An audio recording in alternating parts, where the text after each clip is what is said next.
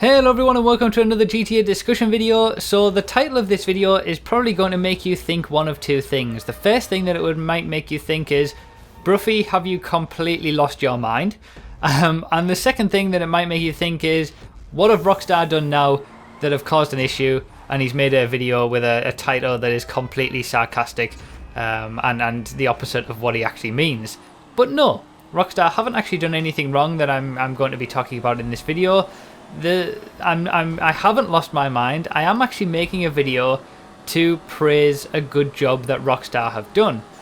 Now, it's so easy for us to complain about the game and complain about the various issues that we get with the game and always constantly having a go at Rockstar for the things that they do wrong.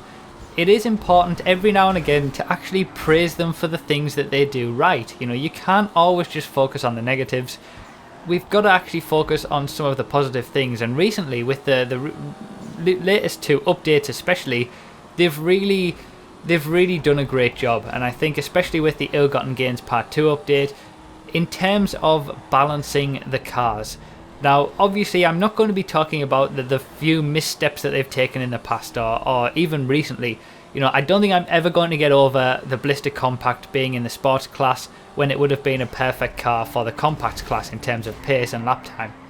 I don't think that's something that I'm ever going to be able to get over or ever going to be able to forgive them for. But even recently, I suppose, with the Sterling GT, you know, they've made it far too overpowered in the Sports Classics class, and it ruined what used to be a reasonably balanced class. You know, they are still making a few missteps in that way, but I'm not going to be focusing on those things because we've always talked about that. I've banged on about those things to death. These are things that I've talked about all the time, and for this video I just want to actually take a step aside from that and focus on some things that they've done reasonably well, and that is in terms of the balancing of the muscle cars and especially the supercars.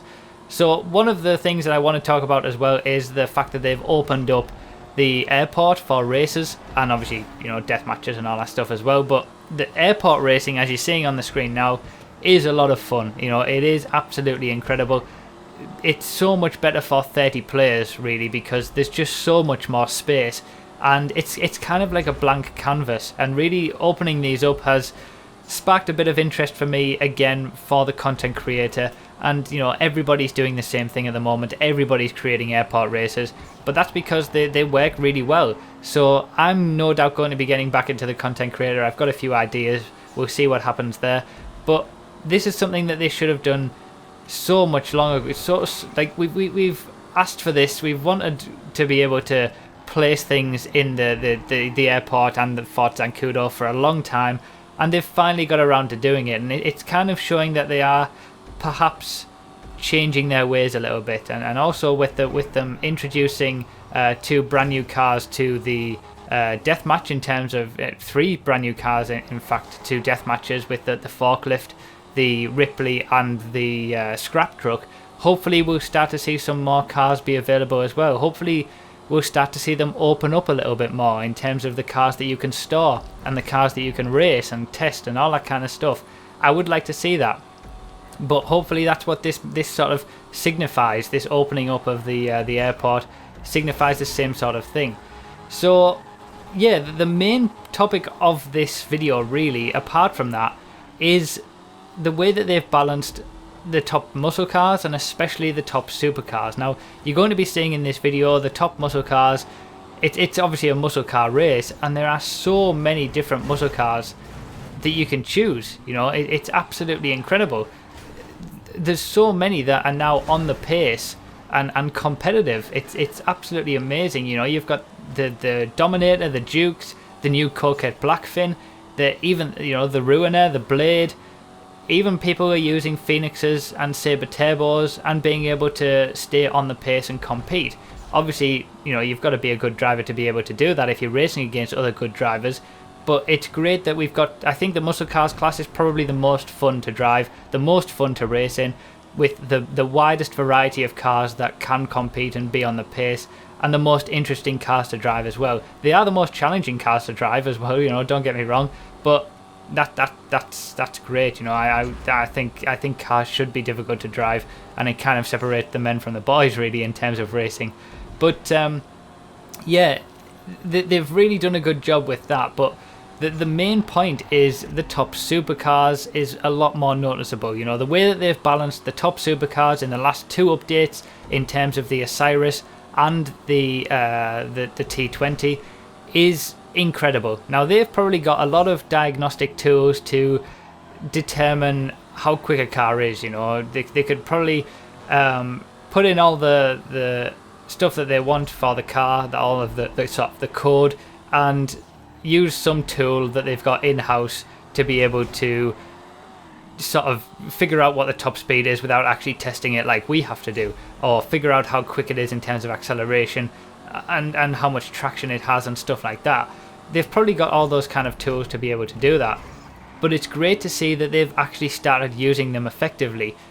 And you can tell when you actually look at the code of the 2 new supercars, the Osiris and the T20, the attention to detail in terms of the coding that they've made those cars has been absolutely incredible.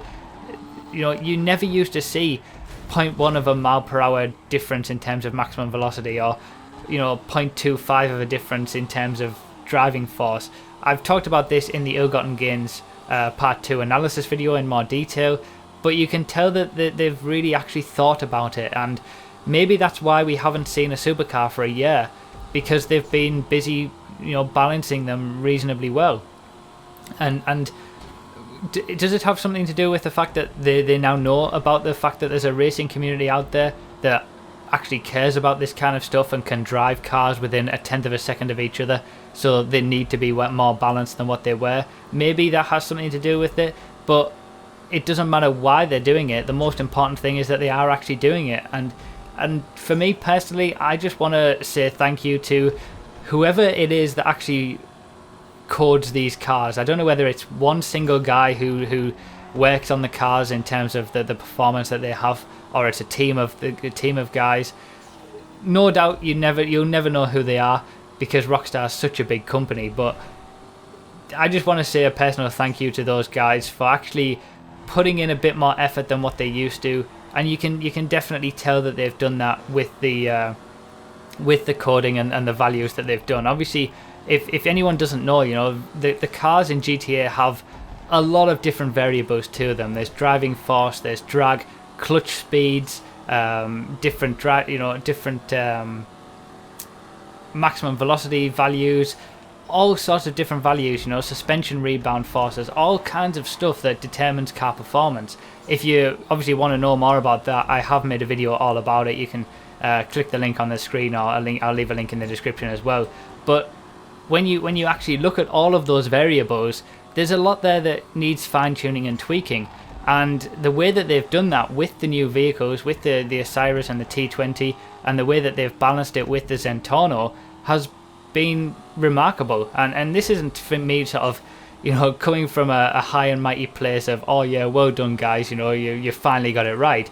They know their jobs, you know, they know exactly how something's going to affect a car. It's just great to see that they've now put some effort into make sure that the cars are balanced in terms of pace, and you know, as we've seen in terms of the lap times that they get, that's worked wonders, because they are very close together, and the top 3 supercars especially can certainly compete, and even the Turismo and the Entity can do that as well. So yeah, one video here just to basically praise Rockstar for once, because we don't do it enough, and we focus too much on the bad things that they do without really praising them for the good things that they do, and they've really done a good job with the balancing of the cars recently. So let me know your thoughts down below. A bit of a different video this time in terms of actually praising them instead of complaining about them. But yeah, let me know all your thoughts down below. I'd really like to hear your thoughts, and if you agree with me on this. Thank you so much for watching. I really do appreciate it. Leave a like if you enjoyed, and I'll see you next time.